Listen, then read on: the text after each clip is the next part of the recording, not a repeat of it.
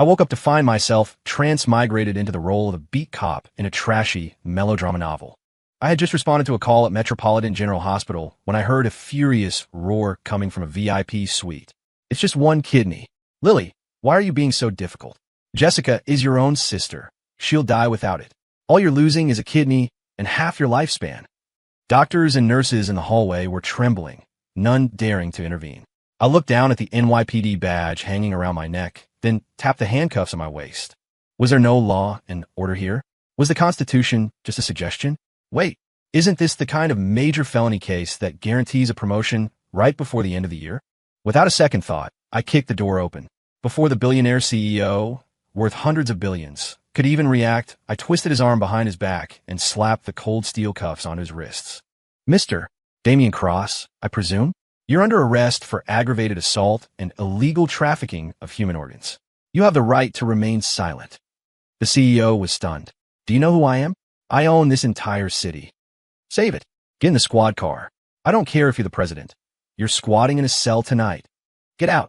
The man in the bespoke Italian suit was handsome, but his face was currently twisted in rage. He pointed a finger at my nose, his voice dripping with the arrogance of someone who had never heard the word no. I flashed my badge, my voice colder than his. Police business. Say that again. The man, Damian Cross, paused.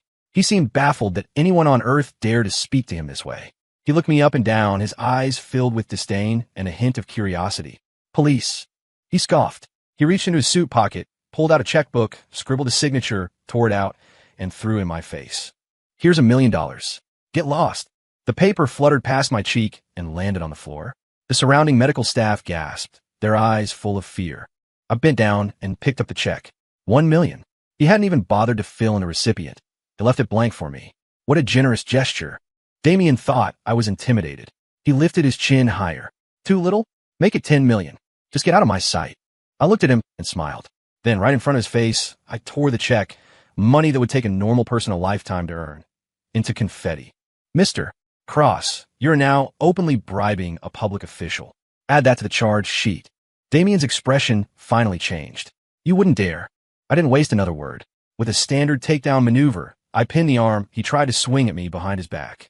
With a sharp click, the cold handcuffs locked over his $1 million Patek Philippe. Ark!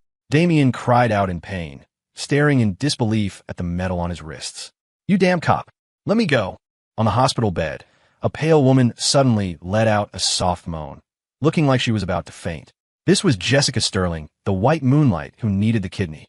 Damian immediately roared in distress. Jess, are you okay? Don't scare me. Doctor, get a doctor. I glanced at the monitor next to the bed. The EKG was as steady as a rock, practically mocking her acting skills. Cut the act, I said coldly. Heart rate 80, BP 120/80. You're healthier than I am. Suspected solicitation of crime. You're coming with us too, ma'am, for questioning. Jessica's body stiffened. She cracked one eye open, glaring at me with pure venom. You can't do this to me. I have a terminal illness. Damian looked like his eyes were about to pop out his head. She's sick. You heartless animal. Two bodyguards in black suits appeared out of nowhere, blocking my path, looking menacing. Let our boss go. I shoved Damian forward and barked. Assaulting an officer? Obstruction of justice? Think carefully. That's a mandatory 3-year minimum in state prison. The two hulking men instantly folded. They looked at each other, then shuffled to the side. The entire ward went silent. Everyone was stunned by this sudden turn of events. I turned to look at the girl, still pinned to the mobile surgical gurney.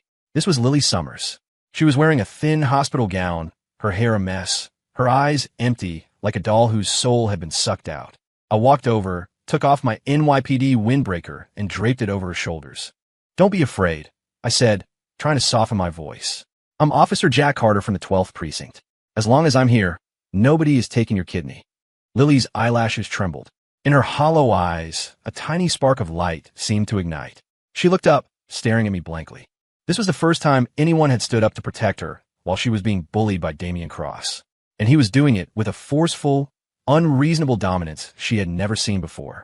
In the hospital corridor, someone started clapping. The applause grew louder and louder.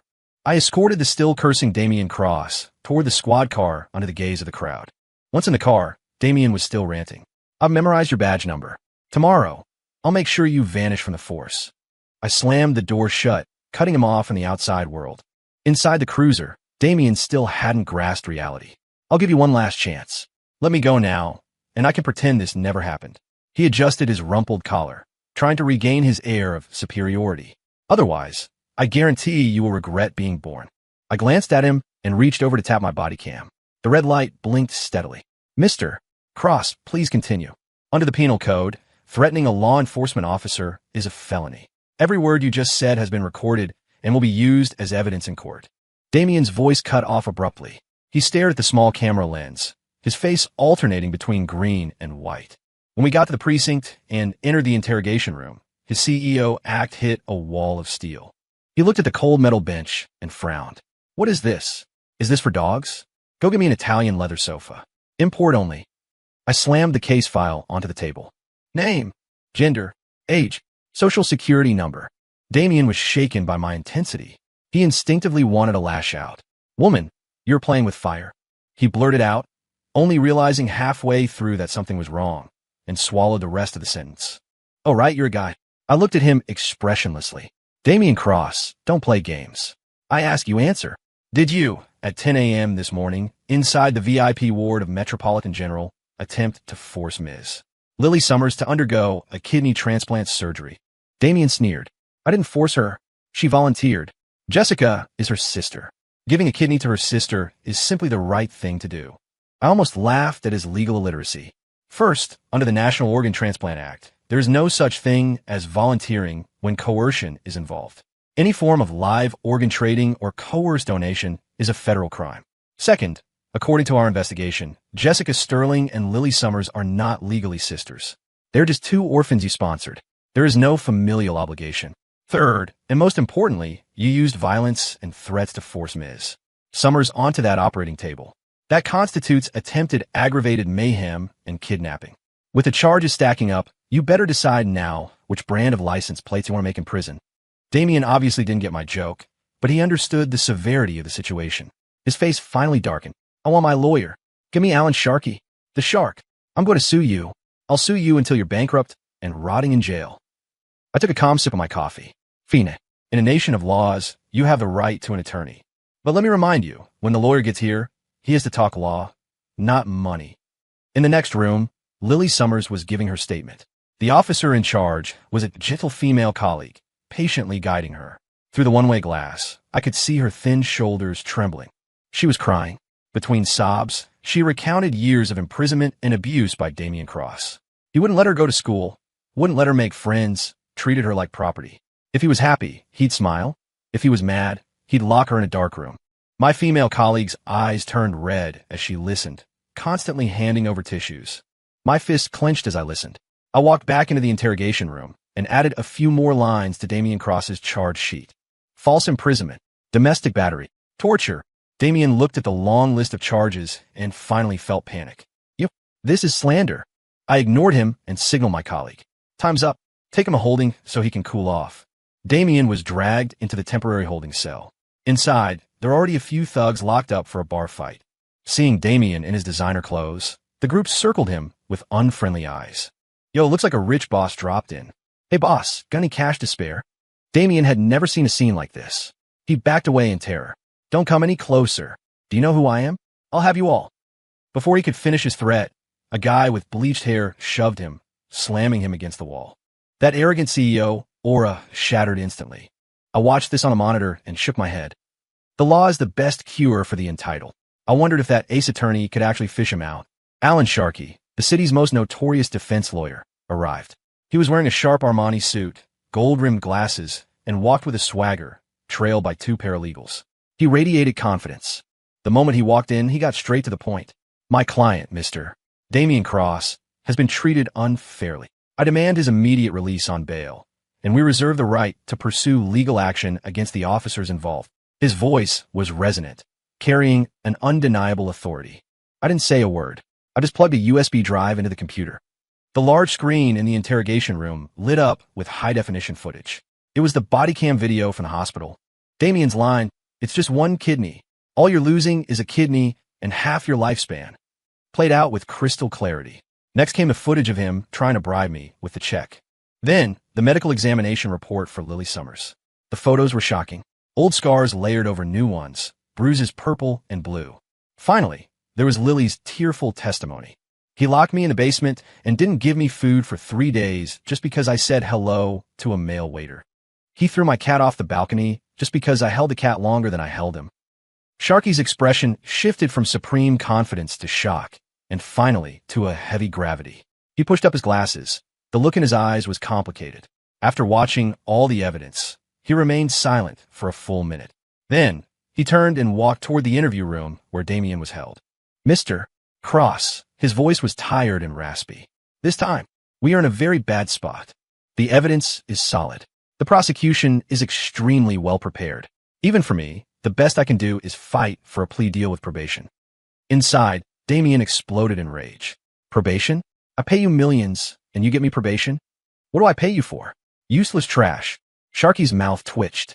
He held back his words, likely cursing Damien internally, but kept his professional mask.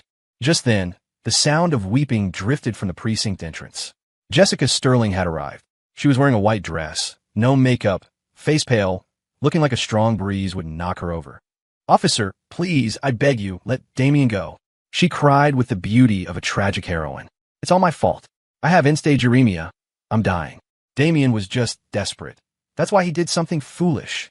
He just loves me too much.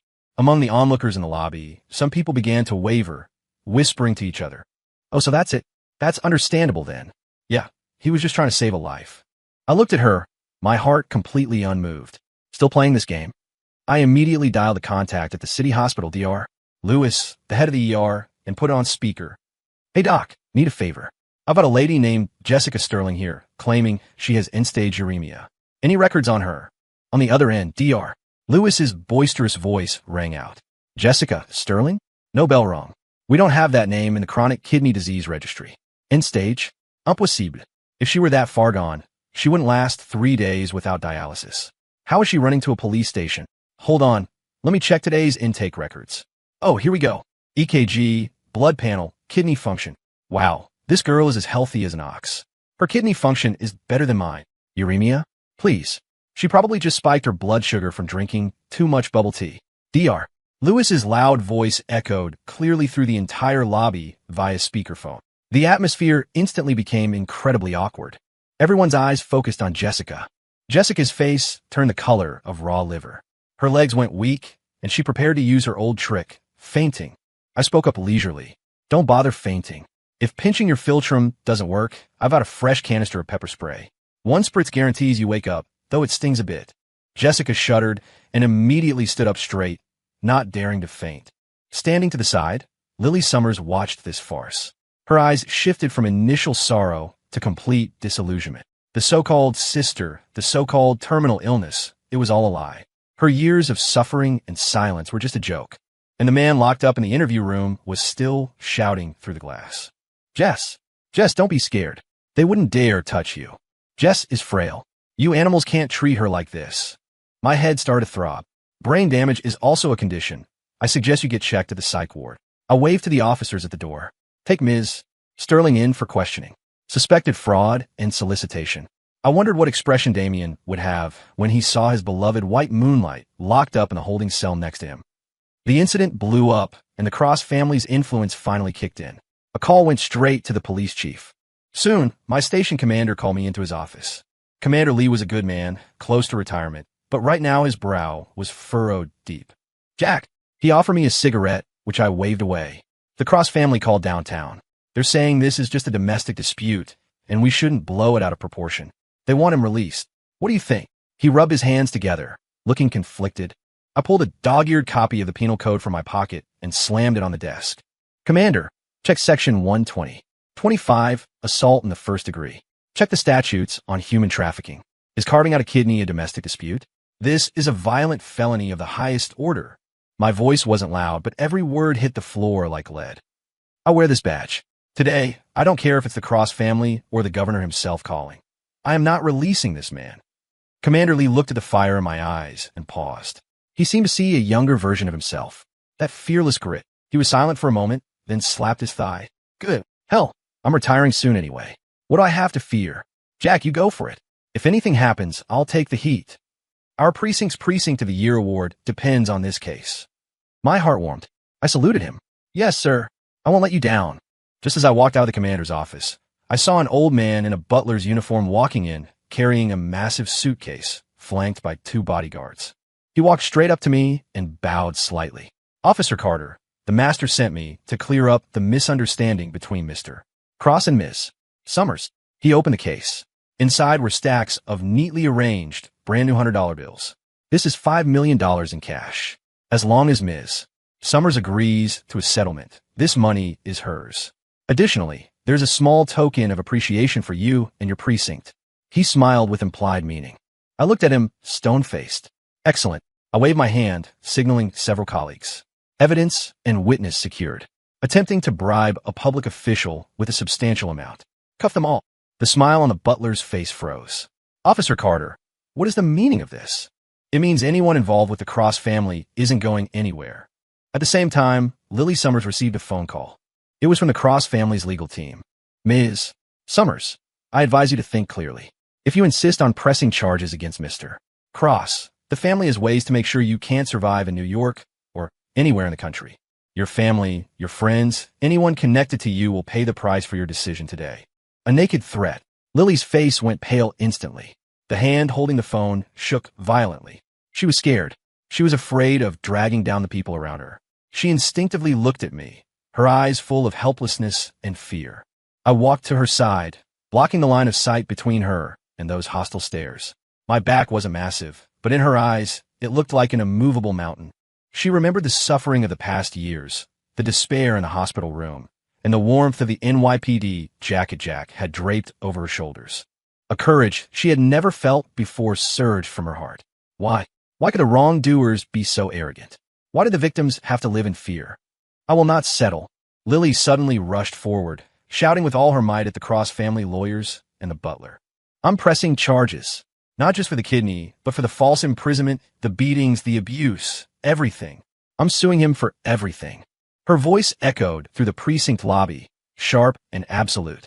Inside the interview room, Damian Cross saw this through the glass, his eyes widening in shock. Lily, you've changed, he muttered to himself. You used to be so obedient. I shielded Lily behind me and stared coldly at him. She didn't change. She just realized there's light in this world. Now, Ms. Lily Summers is a key witness under police protection. I pulled out the formal arrest warrant and signed my name. Damian Cross, approved by the district attorney, you are hereby remanded into custody. Take him away. The cold handcuffs clicked again. This time, he was being transferred to central booking and then Rikers Island. As Damian was escorted out by 2 bailiffs, he stopped as he passed me, turning to glare with the venom of a snake. Jack Carter, just you wait. I met his gaze without flinching. I'm waiting. I'm waiting to watch you rot in prison. Life in detention was completely different from what Damian Cross had imagined. There was no soft king-size bed, only a cold steel slab. No prime Wagyu beef, just bland cabbage and stale bread. His first day in, he tried to maintain his world's richest man posture, ordering his cellmate to pour him water. The result was a tattooed giant pressing him into the concrete floor and giving him a thorough education, the physical kind. Only then did he realize that in here, his money and status were worthless. He started a hunger strike, thinking he could use it as leverage. After starving for 24 hours, dizzy and weak, when a hot tray of slop was shoved in front of him, he couldn't hold back. He grabbed it and stuffed it into his mouth, tears streaming down his face. It's so good. When I interrogated him later, he had lost significant weight and all of his previous arrogance. He cried, complaining to me about how terrible the conditions were and how bad the food was. I sipped my coffee and spoke plainly. Mr. Cross, this is a correctional facility, not the Ritz-Carlton. The crimes you committed are enough to earn you a long stay here. Read the inmate handbook and focus on rehabilitation. Damian left, and the precinct quieted down. But a sweet trouble soon came knocking. Lily Summers came by almost every day. Each time, she carried a delicate insulated lunch bag, claiming it was to thank the police force. Officer Carter, I made this myself. Please try it. Today's lunch was sweet and sour ribs, smelling incredible. I was a bit embarrassed, but her enthusiasm was hard to refuse. Ms. Summers, you're too kind. We were just doing our job. I opened the box and shared half with my partner, Officer Miller. Here, Miller, help me out. The victim is very polite. It's too much for one person. Miller gnawed on a rib, winking at me meaningfully. Jack, you're dense. She's not delivering food. She's got eyes for you. I wave my hand, keeping a straight face. Don't talk nonsense. She's a victim. I'm the investigating officer. We have to maintain professionalism and discipline. Besides, I think she wants to apply for a civilian job here and is just trying to network with future colleagues. My voice wasn't loud, but it was just loud enough for Lily, who hadn't walked far, to hear. She stumbled, nearly tripping, a look of amused frustration on her face. Dense. Truly dense. She decided she needed to step up her game. Meanwhile, the Cross family's ace lawyer wasn't idle. He was running around trying to get Damien out on bail. The application landed on my desk. I looked at the justification. First-time offense, low flight risk, no danger to the community. I laughed coldly. I wrote directly on the rejection memo. Suspect Damien Cross is charged with multiple violent felonies.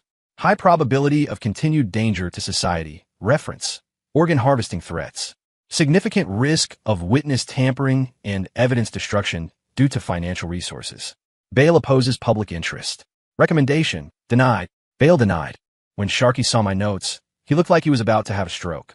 Damien, learning he wasn't getting out, fell into despair in his cell. He started memorizing the inmate handbook earnestly and showed up on time for prison labor, his aura undergoing a bizarre transformation. But he thought that was it. The white moonlight he had abandoned wasn't going to let things go so easily. Jessica had been detained for a few days, but due to lack of direct evidence, she was released with a warning.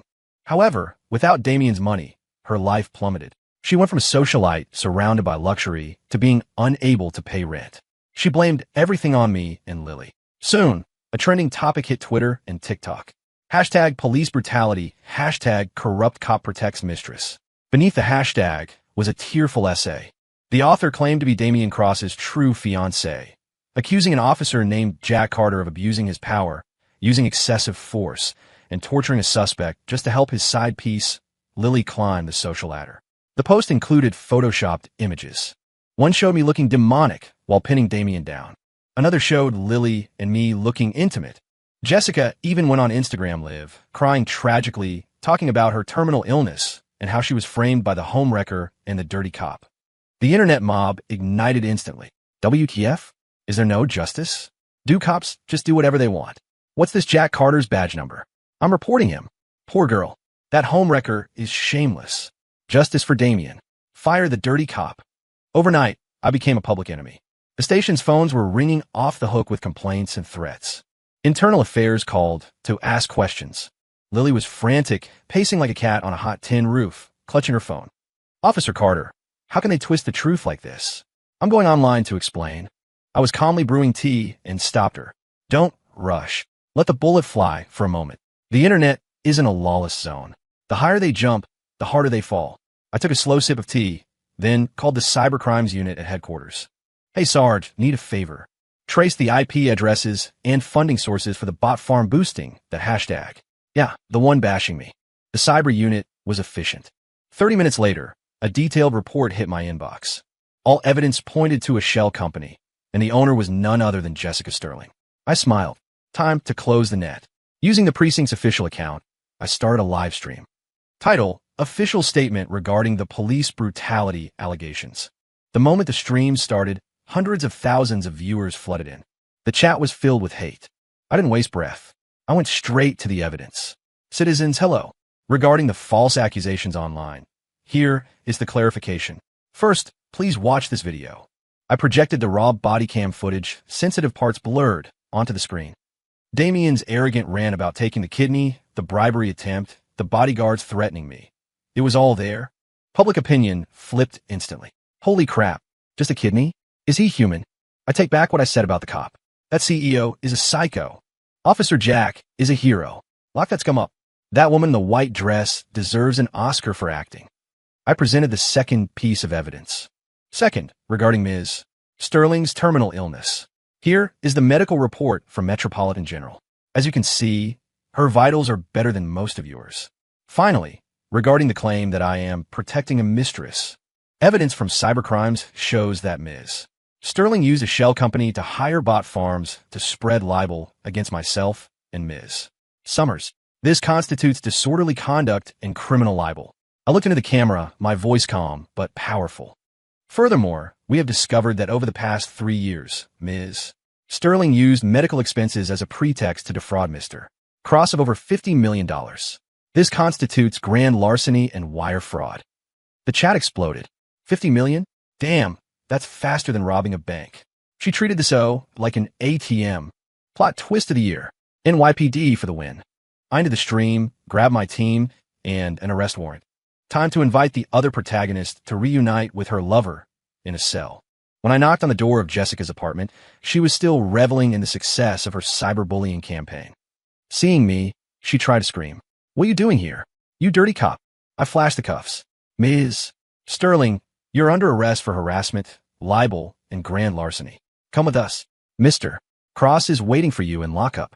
I don't know what strings the Cross family pulled or how much money they spent, but after 2 weeks, Damian Cross was released on bail. The trial was pending, but he was temporarily free. Walking out of the detention center, breathing the free air, his face 10 pounds lighter and his eyes gloomier, he concocted a new narrative in his head. He decided that Lily hadn't testified against him fully because she still loved him, that she couldn't bear to see him suffer. In reality, it was just the slow pace of the judicial system. Woman, you still love me after all, he concluded, moved by his own delusion. And so, a spectacular winning her back campaign began. The next day, as Lily walked out of her office building, a flashy red Ferrari drifted around the corner and screeched to a halt in front of her. The door opened, and Damian stepped out holding 999 roses, striking a pose he thought was romantic. Lily, enough playing around. Come home with me. He thought Lily would weep tears of joy and throw herself into his arms. Instead, Lily looked at him like she had seen a ghost. Her face went pale, and she turned to run. As she ran, she pulled out her phone and dialed 911. Hello, 911. I need to report a crime. I'm at the entrance of the West Side Tower. Someone is stalking and harassing me. Yes, it's the guy who tried to take my kidney. Please hurry. I am scared. I was eating instant noodles when the dispatch call came through. Hearing it was Lily, I abandoned the noodles and sped to the scene in 3 minutes. I arrived to see Damian grabbing Lily's wrist, refusing to let her go. The roses were trampled into mush on the ground. Damian Cross, what are you doing? Let go. I roared, charging forward. Damian saw me and paused, then sneered with a mix of jealousy and disdain. You again, cop. This is between me and my wife. Stay out of it. I tapped my body cam immediately. First, you are not married. You are not legal spouses. Second, Ms. Summers has explicitly rejected your advances. Your behavior now constitutes stalking in the 3rd degree and harassment. I pointed to the mess on the ground. Third, littering. That's a $200 fine. Damian was stunned by the barrage of statutes. Flustered and angry, he tried to drag Lily toward the car. Lily, let's go. My eyes narrowed. I stepped in, grabbed his wrist, and executed a clean shoulder throw. Damian's 200-pound frame hit the pavement with a heavy thud. Mr. Cross, I must remind you. I looked down at him. While on bail, you must adhere to conditions of release. Committing another offense can result in your bail being revoked and immediate remand. Do you want to come back to the precinct for coffee? Or go straight back to Rikers to make more license plates? Lying on the ground, meeting my cold gaze, Damian finally felt fear. He was hauled back to the precinct again. While booking him, his lawyer arrived. When Alan Sharkey saw his client in cuffs again, for the same stupid reason, he looked like he wanted to jump out a window. He didn't even bother arguing this time. He just paid the fine and let a disheveled Damian away. Before leaving, he whispered gravely to Damian, Mr. Cross, I am begging you. Lay low. Please. After striking out twice, Damian finally realized Lily truly didn't want him. He couldn't understand it. Until one day, a private investigator he hired snapped a photo. In the photo, Lily was looking up at me with eyes full of admiration, handing me a bottle of water. I was looking down, saying something to her, a faint smile on my lips. Actually, I was explaining the latest anti-fraud protocols. The flames of jealousy consumed Damian. He understood now. It wasn't that Lily didn't love anymore. She had moved on. She fell for that damn cop. Damian's ego took a massive hit.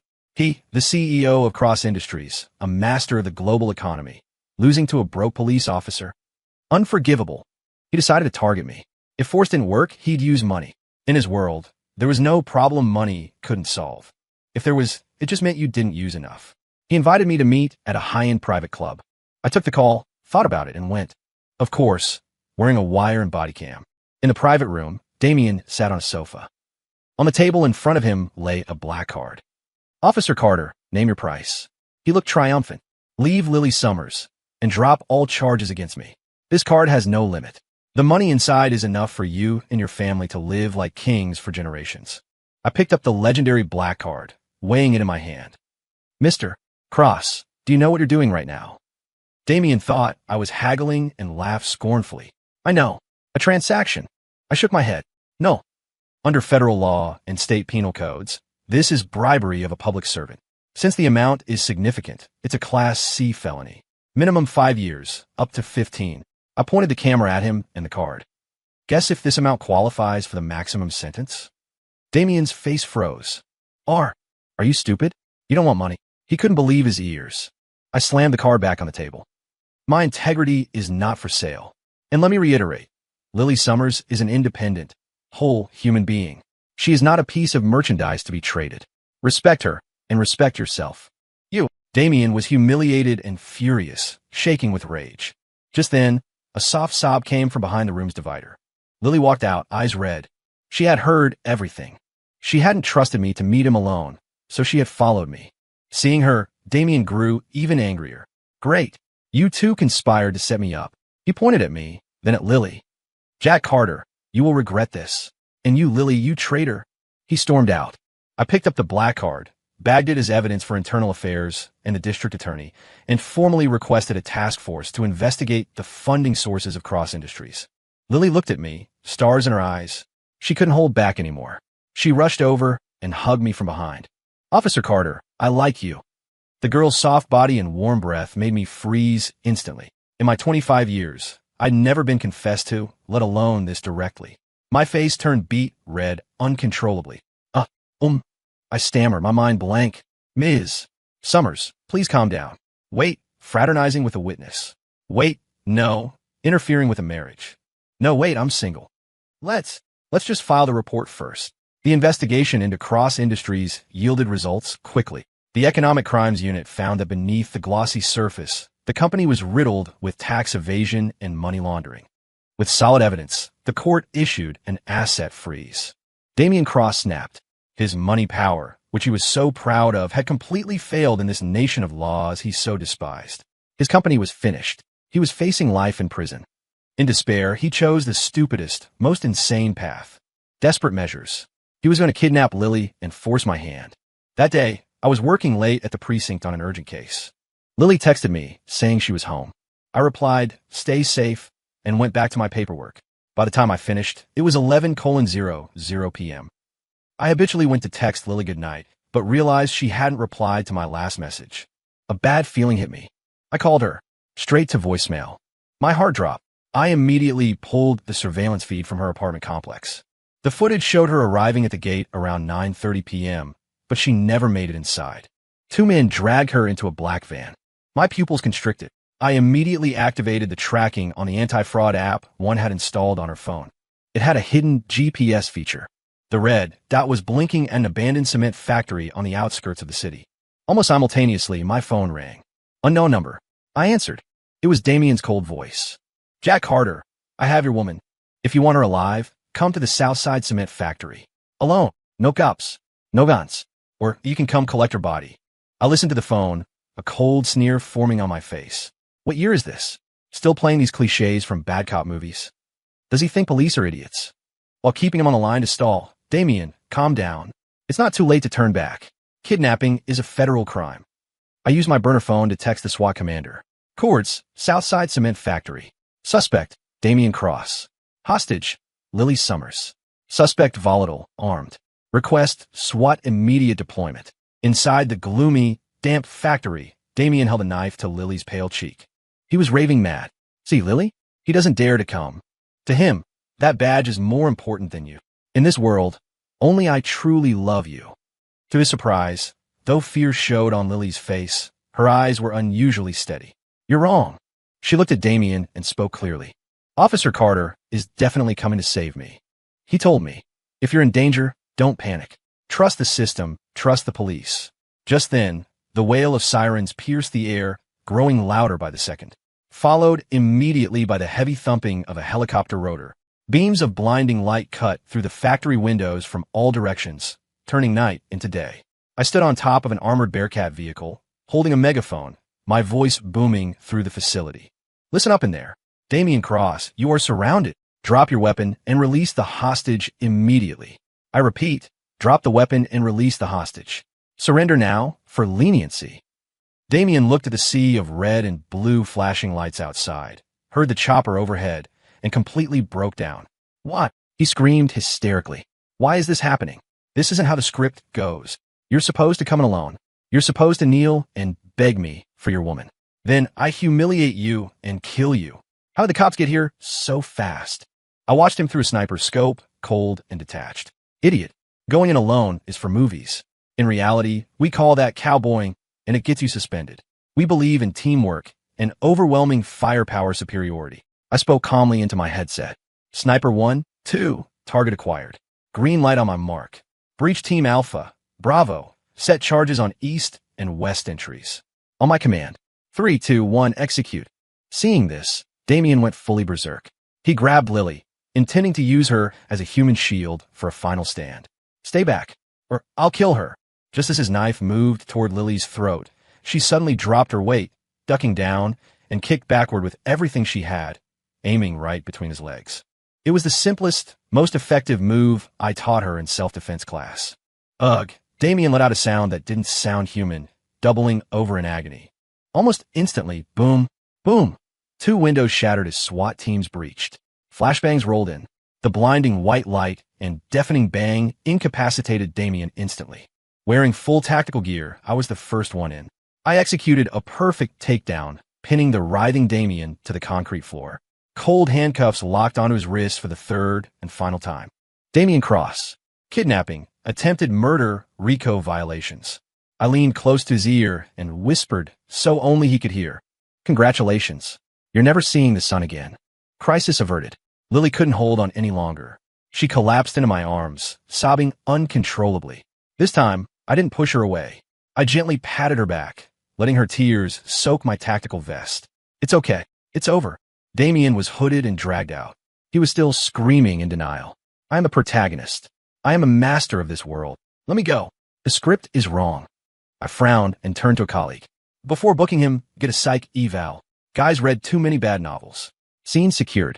Everyone's safe. I looked at Lily, crying like a child in my arms, and felt the hardest part of my heart soften. The courtroom was solemn. As the key witness, I sat in the stand, wearing my dress uniform. The gallery was packed with press. After months of trial, Damian Cross's case finally reached a verdict. The defendant, Damian Cross, is found guilty of kidnapping, attempted murder, organ trafficking, bribery, tax evasion, money laundering. Sentenced to life imprisonment without the possibility of parole. Asset forfeiture granted. The gavel banged. Final. Damian slumped in his chair, face gray as ash. His white moonlight, Jessica Sterling, was sentenced to 15 years for fraud, conspiracy, and libel. The once mighty Cross Industries declared bankruptcy and was seized by the federal government. The era of the untouchable CEO was over. Outside the courthouse, I was swarmed by reporters. Officer Carter, when facing the threats and bribes of a billionaire, were you ever tempted or afraid? A reporter asked, shoving a microphone in my face. I looked at the camera, adjusted my collar, and spoke clearly. On American soil, before the Constitution and the law, there are no billionaires. Only citizens and criminals. My duty is to bring criminals to justice, no matter who they are. That interview went viral. I became the cop of the year, receiving endless letters of thanks.